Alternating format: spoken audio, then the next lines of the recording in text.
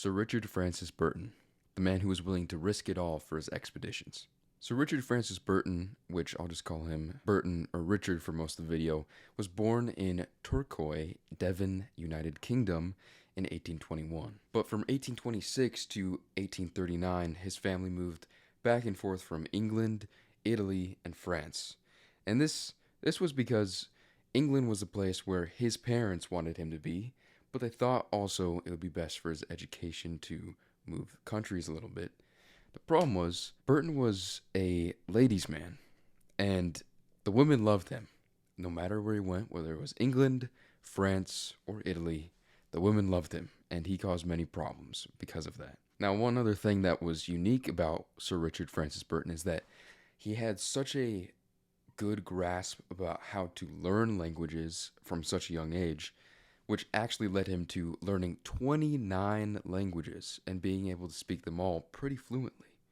So when he was in France or Italy, even though he grew up in the UK, he could speak French or Italian very well to these young women, and that would get him some bonus points as well. So in 1840, his parents were just tired of this.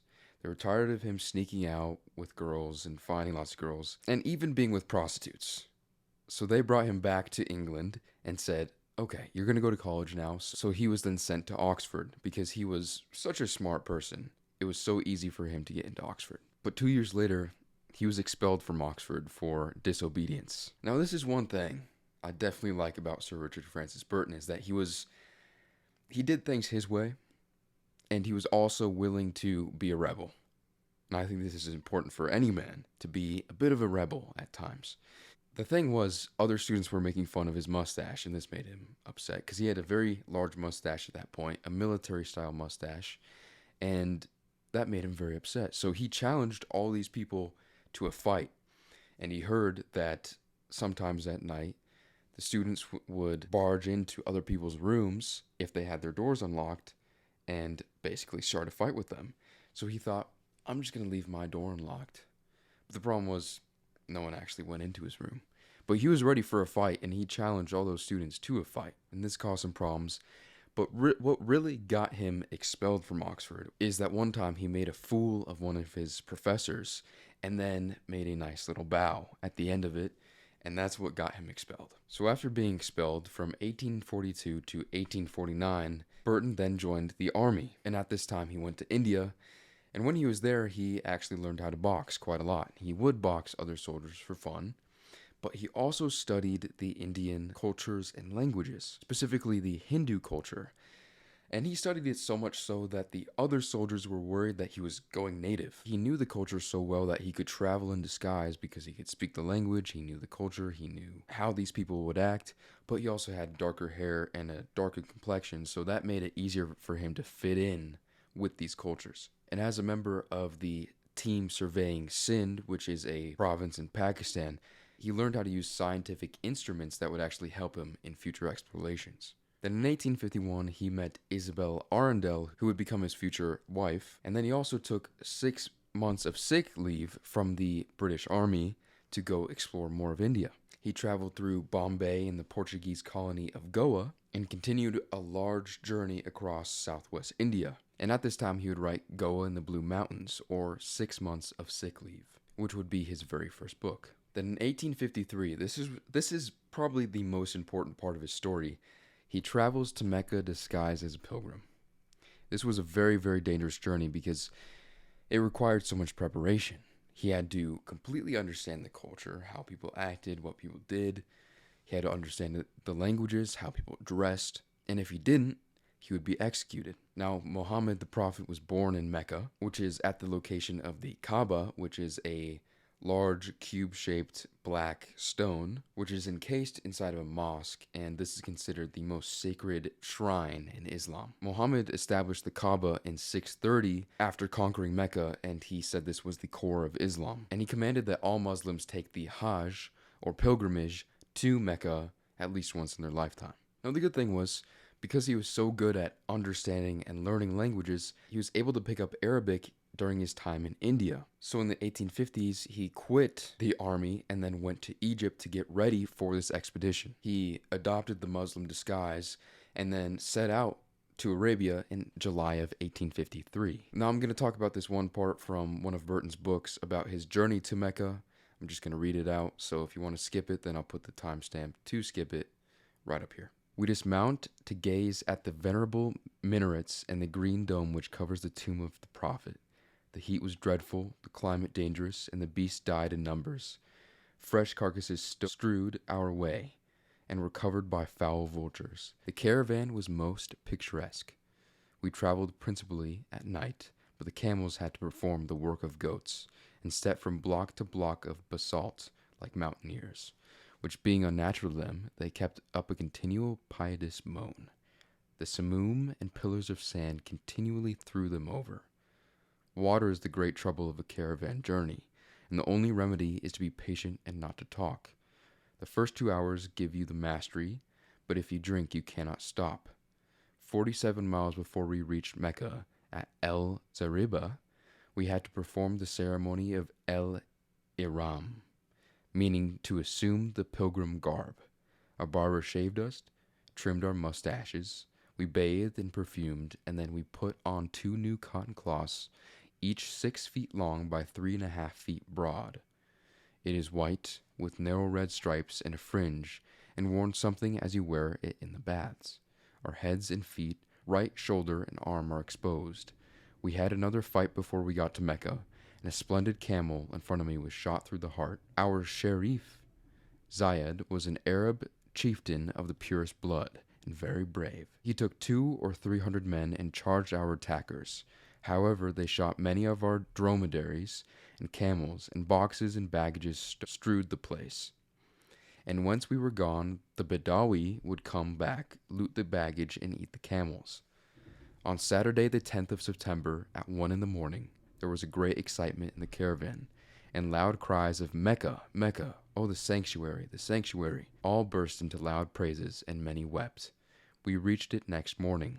After 10 days and nights from El Medina, I became the guest of the boy Muhammad in the house of his mother. First I did the circumambulation of the Haram. Early next morning I was admitted to the house of our Lord, and we went to the holy well Zemzem, the holy water of Mecca, and then the Kaaba, in which is inserted the famous black stone, where they say a prayer for the unity of Allah. Then I performed the 7 circuits round the Kaaba, called the Tawaf. I then managed to have a way pushed for me through the immense crowd to kiss it. While kissing it and rubbing hands and forehead upon it, I narrowly observed it and came away persuaded that it is an aerolite. It is curious that almost all agree upon one point, namely that the stone is volcanic. Ali Bey calls it mineralogically with rhombs of tile red feldspath upon a dark ground like velvet or charcoal, except one of its protuberances, which is reddish. It is also described as a lava containing several small extraneous particles of whitish and a yellowish substance. Well, that was a bit difficult to read. One thing that I want to talk about is Burton's dedication to getting prepared for his trip to Mecca. He had to learn the customs, traditions of this culture. He also had to dress properly, and he even was circumcised beforehand to ensure that there was no possible way he could be found out, because if he did, he would have been executed. But to have that much dedication to ensure that if somebody happened to see that, they would know he was still Muslim, that's insane. That's quite a lot of dedication from Burton. In 1854, Burton met John Hanning Speke, and from the Encyclopedia Britannica it said, it was arranged that Speke should meet Burton at the meeting of the Geographical Section of the British Association at Bath on the 16th of September and publicly debate the question of the Nile source. So in 1855, Speke and Burton then decided that they're going to go on this expedition together in Africa to try to discover the source of the Nile. And at this time, they were traveling through Somaliland when they were attacked, and they were both left with serious injuries. Speke was hurt, and Burton had a spear thrown through his jaw. But they ended up reuniting in December of 1856 on the island of Zanzibar. And in 1856, the Crimean War started, and so Burton decided, I'm going to go fight that. So he traveled to Crimea, and he was put under command of General Beatson. But the corps he was in was disbanded because of mutiny, And Burton's name was specifically mentioned within that, so he was then sent out of the army. And around the same time, he also got engaged to Isabel Arundel. But then both Burton and Speke went back to Africa to continue their search for the source of the Nile. And the two men became the first Europeans ever to reach Lake Tanganyika, but it's the second oldest freshwater lake in the world, the second largest by volume, and the second deepest. And this lake is shared among 4 countries, which are Tanzania, the Democratic Republic of Congo, Burundi, and Zambia. So this lake is massive. Then in February of 1856, after 6 months of studying the East African coast to determine the source of the Nile, Speke ended up leaving Burton to continue the journey because Burton got very, very sick to the point where he couldn't even walk. So he had to just sit there and wait until he would get better. And Speke decided, I'm just going to continue the search for the source of the Nile. And this is where, on Speke's journey, he found the other lake, which he named Queen Victoria, after the then queen, and he believed that this was the source of the Nile.